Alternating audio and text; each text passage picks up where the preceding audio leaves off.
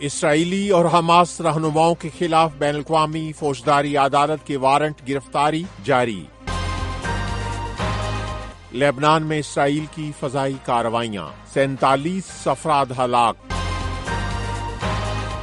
چین کے صدر کا مراکش کا دورہ، ولی عہد اور وزیر اعظم سے ملاقات۔ وائس آف امریکہ واشنگٹن سے اہم خبروں کے ساتھ محمد جلیل۔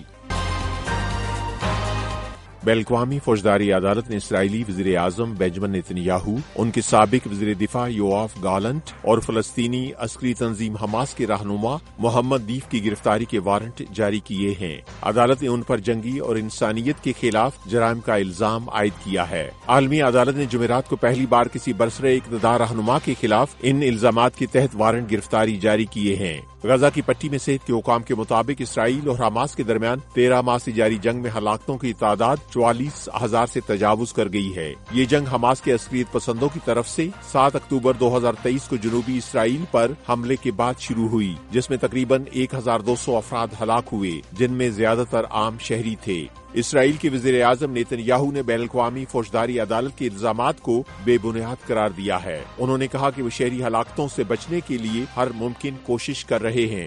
لبنان کے مشرقی علاقے میں اسرائیل کے فضائی حملوں میں کم از کم 47 افراد ہلاک ہو گئے ہیں۔ لبنان کے صوبے بالبیک کے گورنر نے بتایا کہ اسرائیلی حملوں میں 22 افراد زخمی بھی ہوئے ہیں۔ شام سے متصل علاقے میں ہونے والی اسرائیلی کارروائیوں کے بعد ریسکیو آپریشن بھی جاری ہے۔ یہ وہ علاقہ ہے جسے عسکری تنظیم حزب اللہ کا گڑھ بتایا جاتا ہے۔ اسرائیل کی لبنان کے دارالحکومت بیروت کے جنوبی مضافات میں بھی کارروائیاں جاری ہیں، جہاں سے بڑی تعداد میں لوگ نقل مکانی کر چکے ہیں۔ اسرائیل کی فوج کا کہنا ہے کہ وہ حزب اللہ کے ٹھکانوں کے خلاف کارروائیاں کر رہے ہیں اور کسی بھی کارروائی سے پہلے مقامی لوگوں کو پیشگی انتباہ جاری کیا جاتا ہے۔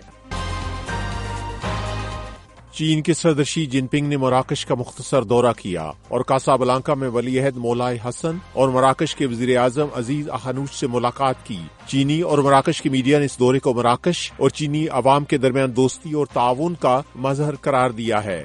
صدر شی برازیل میں G20 کے سربراہی اجلاس میں شرکت کے بعد مراکش پہنچے۔ چین نے حالیہ برسوں میں مراکش کے بنیادی ڈھانچے اور ریلوے کے منصوبوں میں سرمایہ کاری میں اضافہ کیا ہے، اور ایک چینی کمپنی نے الیکٹرک گاڑیوں کی بیٹری بنانے کے لیے ایک پلانٹ قائم کرنے کے لیے بھی مراکش کا انتخاب کیا ہے۔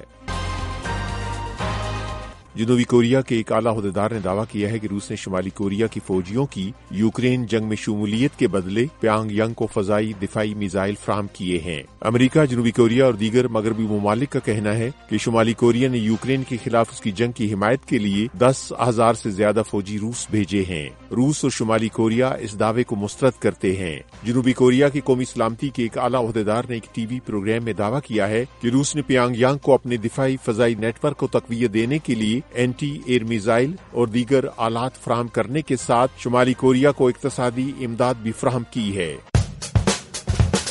یہ وائس آف امریکہ واشنگٹن ہے۔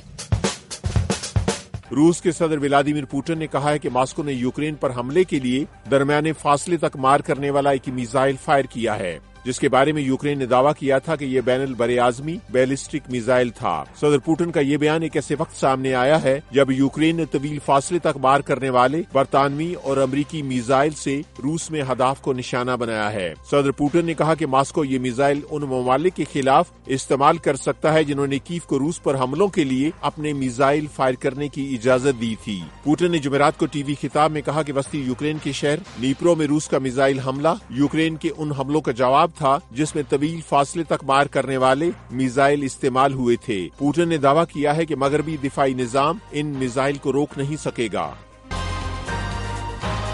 وائس آف امریکہ واشنگٹن کی اردو سروس سے خبروں کا یہ بلیٹن اب ختم ہوتا ہے۔ میں ہوں محمد جلیل اور ایڈیٹر تھی سارہ حسن۔